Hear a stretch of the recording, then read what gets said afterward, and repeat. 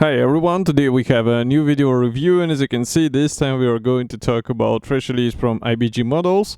It comes in a 1/72nd scale, and we have here the armored vehicle kit. So it's a Carro Comando M13/40. So this time we get a version with 8mm machine guns, and in 1/72nd scale it should be literally tiny. So it will be interesting to see what is actually included here and why IBG models decided to copy it in the 1/72nd scale. So of course we have a commercial sample here, and it means you will get exactly the same stuff as what you'll see in this video review. And this kit number 72129 is the final shape of this release, and you will get exactly the same stuff as what you'll see in this video review. And the box art shows this vehicle in action, and well, the box art itself looks quite nice, to be honest. And here on the opposite side you can see also some other vehicles in the same scale. We reviewed some of them, so you can find it easily on our YouTube channel. We also have address of the manufacturer here and some safety advices. And on the opposite side you can see 3D marking options. So as you can guess, the box is not that heavy, and it's a top opening box. Here is what we have inside. And all parts are separated by several bags, so I will be opening them one by one. And fortunately those are Ziploc bags, so they're quick and easy to open, and we won't have to wait while I will be cutting through the plastic bags. But there are a lot of small sprues, which is quite interesting design solution. So here, for example, first one, we start with this front glacis plate, which is mounted together with this side shelves. I guess this is one of the hatch sections, and here you can also check it from the opposite side. So we have a large guiding elements which will help you with overall alignment. Next we continue with sprue Y. Here we have some minor elements which will be placed on the hull. Again, overall molding quality looks fine, and just to remind you about the size of those parts, here is comparison with my fingertip. These are really small parts, and in some cases I think it will be important to use the tweezers, because otherwise you won't be able to get them into the right spot. And this is definitely not a cool thing to do without, let's say, necessary tools. Next we continue with the sprue O. So here we have the drive sprocket, and what is quite interesting, if I bring it closer like that, here you can see that we have the drive sprocket actually without some teeth. So I guess that's the area where the tracks will be installed. And why is it done this way? Because the tracks should be also plastic here in 1/72nd scale, so this is definitely a good thing, which will add you some features on the vehicle. Next we continue with the sprue Q. So here we have two sprues. I will show you only one because they carry the same set of parts. And again, quite important thing here is that the drivetrain bogies, they are molded as a single piece parts. It means you don't have to install the separate wheels and suspension arms. And that also means that you have to be careful while painting all of this stuff, because I know some modelers prefer to paint the wheels, for example, separately from the bogies. Well, not in this case, because here you have to paint everything with a sharp brush and do it somehow carefully so that the final paint work will look convincing. Next we have the second plastic bag. So this one is a bit bigger, and yet the amount of parts is not, I would say, significantly different. I'm just trying to remove the plastic, let's say, hair here, because it was inside the plastic sprues.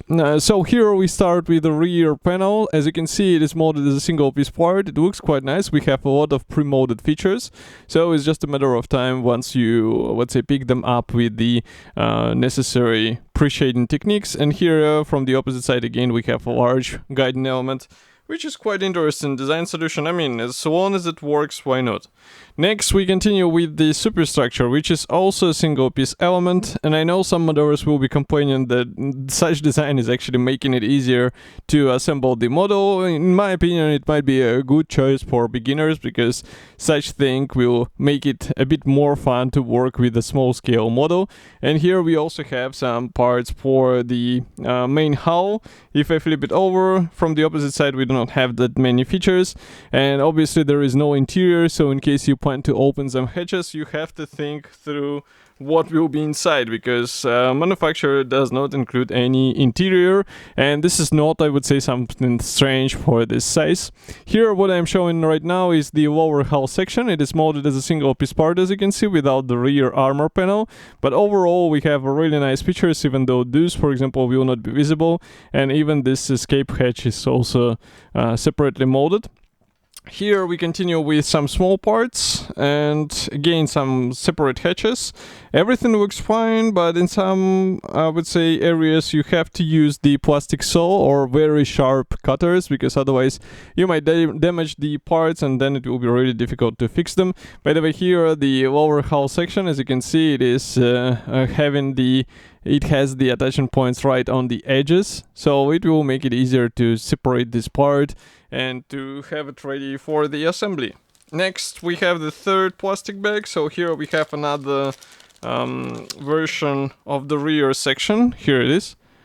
I guess this one will be used for today's version, but we will see it in the assembly manual. As you can see, the attachment points are exactly the same styling as what we saw on the lower hull section. And next we also have the track parts.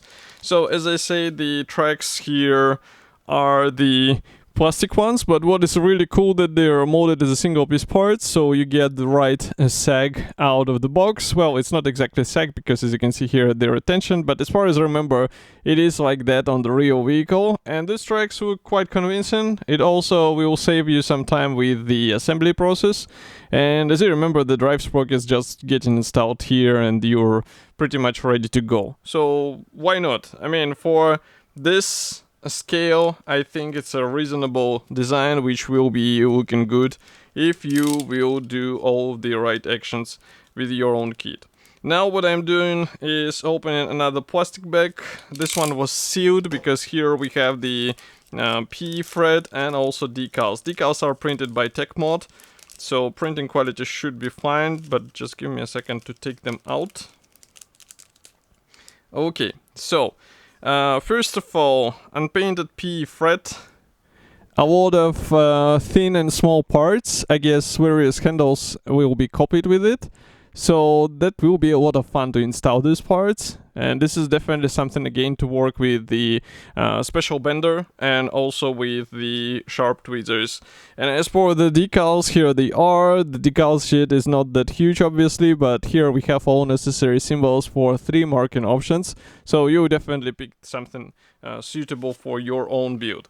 Next we continue with the assembly manual, but in the meantime I can also show you something interesting here. So they have the small ad for the model show in Warsaw. As you can see, it's a so-called Baba Ryba, and here we have the also some festivals, model swap, as you can see, and also Polish armed forces on missions abroad. And here we have pretty much the same, but in Polish language. I do not see, it's written here, so it's 1st and 2nd June, so who knows, maybe we will be able to visit it. We will see. Next we have assembly manual, as I said, and it flew away, so just give me a second. I will pick it up.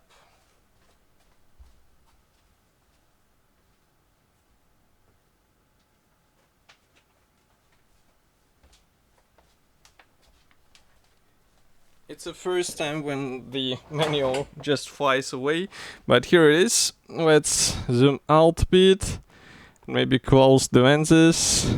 Okay, so what do we have here is the let's say assembly manual for this vehicle. As you can see, there is no history note or any other possible description of the real vehicle, so in case you would like to learn more, you have to find your own reference materials.